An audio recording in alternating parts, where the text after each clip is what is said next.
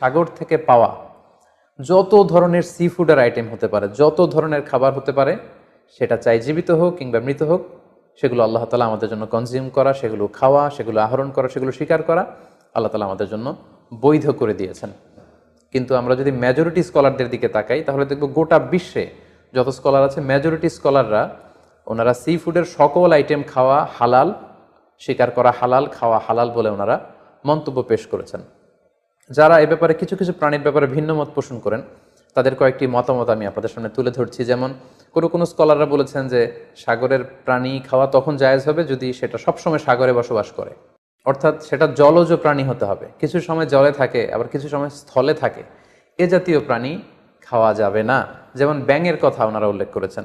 আল্লাহ রাসূল সাল্লাল্লাহু আলাইহি ওয়াসাল্লাম ব্যাঙ হত্যা করতে নিষেধ করেছেন, আর যে প্রাণী হত্যা করা নিষেধ সেটা খাওয়াও নিষেধ, সো ব্যাঙ খাওয়া যাবে।